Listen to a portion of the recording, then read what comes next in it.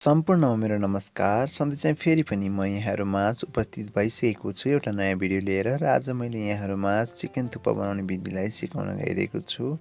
यस्तै नयाँ फुडको रेसिपीको लागि मेरो च्यानललाई सब्स्क्राइब गरिदिनु होला र सँगै रहेको बेललाई बजाएर नोटिफिकेसन पनि अन गरिदिनु होला। यहाँ हामीले चिकन थुक्पा बनाउनको लागि आवश्यक सामग्रीहरू तयार गरेका छौँ। यहाँ हामीले 60 ग्राम बोनलेस चिकनलाई लामो लामो पिस गरेर काटेर लिएका छौँ। त्यस्तै गरी यहाँ हामीले टमाटर र क्याप्सिकमलाई पनि सानो पिस गरेर काटेर लिएका छौँ। त्यस्तै हामीलाई यहाँ मैदाको पनि आवश्यकता पर्छ र हामीले थोरै मैदा लिएका छौँ। त्यसै गरी यहाँ हामीले हरियो मटरको सला पनि लिएका छौँ। त्यसै गरी यहाँ हामीले बोइल गरिएको नुडल्सलाई लिएका छौँ। र यहाँ हामीले मसिनो गरी काटिएको बन्दा, गाजर र सिमीलाई लिएका छौँ र यसलाई हामीले रेस्टुरेन्टको भाषामा जुलियन कट भन्ने गर्छौँ। त्यस्तै गरी यहाँ हामीले थोरै नुन लिएका छौँ र यो चाहिँ टेस्टिङ पाउडर र यहाँ हामीले मसिनो गरी चप गरेको लसुनलाई पनि लिएका छौँ र यो चाहिँ ब्ल्याक पेपर र यहाँ थोरै हामीले भिनेगर पनि लिएका छौँ र यो चाहिँ मसिनो गरी चप गरेको हरियो धनियाँ र यहाँ हामीले चिकन क्युब लिएका छौँ र चिकन क्युब चाहिँ हजुरहरूले बजारमा सजिलै पाउन सक्नुहुन्छ।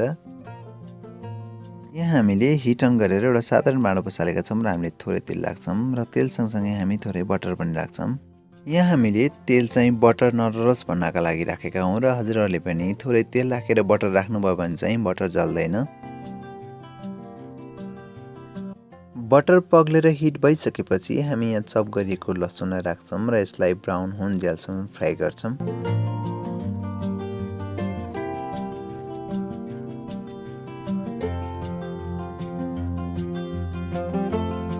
लसुन ब्राउन भइसकेपछि हामी चिया चम्चाको 1 चम्मच मैदा राख्छौँ र हजुरहरूलाई बाक्लो थुक्पा मनपर्छ भने मैदा बढी राख्नुहोला र पातल मनपर्छ भने मैदा कम राख्नुहोला। र मैदालाई राखिसकेपछि मैदा सबैतिर भुटिने गरी चलाउनु होला र हामीले यहाँ त्यसै गरेका छौँ। र अब हामी यहाँ पानी राख्छौँ र पानी चाहिँ हजुरहरूलाई थुक्पा कति बनाउनु पर्ने हो त्यो अनुसार राख्न सक्नुहुनेछ। पानी राखिसकेपछि चाहिँ हजुरहरूले यसलाई राम्रोसँग चलाउनु होला नत्र चाहिँ पिठो डल्ला फट्छ र हामी पनि यसलाई राम्रोसँग चलाउँछौँ। र अब हामी यहाँ चिकन राख्छौँ र चिकन चाहिँ हजुरहरूलाई फ्राई गरेर मनपर्छ भने फ्राई गरेर पनि राख्न सक्नुहुनेछ र यसरी पनि राख्न सक्नुहुनेछ। र चिकन राखेर पनि हामी यसलाई एकचोटि चलाउँछौँ। र यहाँ हामी क्याप्सिकम र टमाटरलाई पनि राख्छौँ।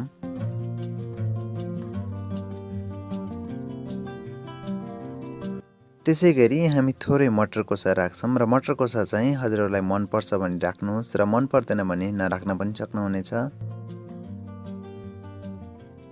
त्यसै गरी हामी थोरै ब्ल्याक पेपर राख्छौँ। ब्ल्याक पेपरको ठाउँमा हजुरहरूले व्हाइट पेपर पनि युज गर्न सक्नुहुनेछ। र यहाँ हामी नुन राख्छौँ र नुन चाहिँ हजुरहरूले आफ्नो टेस्ट अनुसार पनि राख्न सक्नुहुनेछ।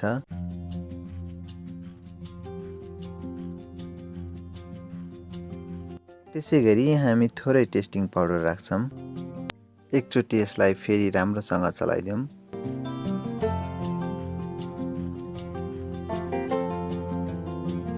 र यो चाहिँ उम्लिसकेको छ र अब हामी यसमा हामीले मसिनो गरी काटिएको बन्दालाई राख्छौँ।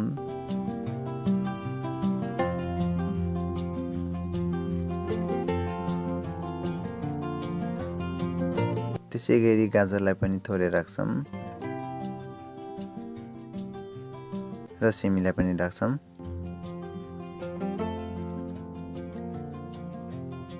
र यहाँ हामी थोरै भिनेगर राख्छौँ र भिनेगर चाहिँ हजुरहरूलाई अमिलो कतिको मनपर्छ त्यो अनुसार राख्न सक्नुहुन्छ।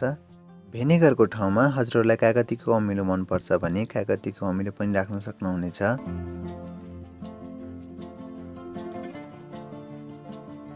यहाँ हामीले थुक्पाको रसलाई यतिको बाक्लो गराएका छौँ र हजुरहरूलाई बाक्लो मनपर्छ भने मैले अघि पनि भनिसकेको छु मैदा बढी राख्नुहोला र पातल मनपर्छ भने योभन्दा बेसी पातल पनि बनाउन सक्नुहुनेछ।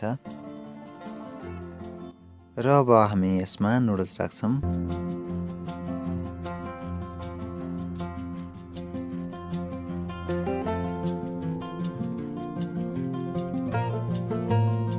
नुडल्स राखेर एकचोटि हामीलाई राम्रोसँग चलाउँछौँ।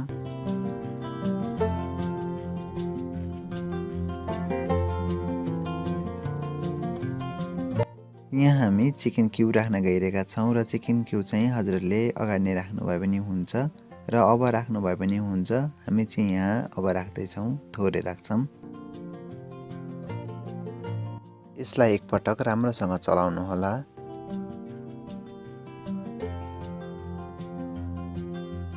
हेर्नुहोस् त यहाँ हामीले चिकन थुक्पा तयार गरिसकेका छौँ। यो चाहिँ एकदमै हेल्दी पनि छ र खानाको लागि टेस्टी पनि छ र यसमा हामी थोरै हरियो धनिया राख्छौँ। यसरी हामीले घरमै पनि चिकन थुक्पा बनाएर खान सक्छौँ र आशा छ हजुरहरूले पनि हाम्रो भिडियो हेरिसकेपछि पक्कै पनि मिठो थुक्पा घरमै बनाएर खान सक्नुहुनेछ।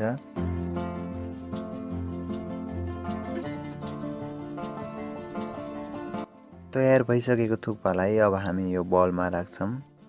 यसरी तयार भएको थुक्पामा हजुरहरूले पिरो मनपर्छ भने हरी खुर्सानी अनि अमिलो अझ मनपर्छ भने कागती पनि राखेर खान सक्नुहुनेछ।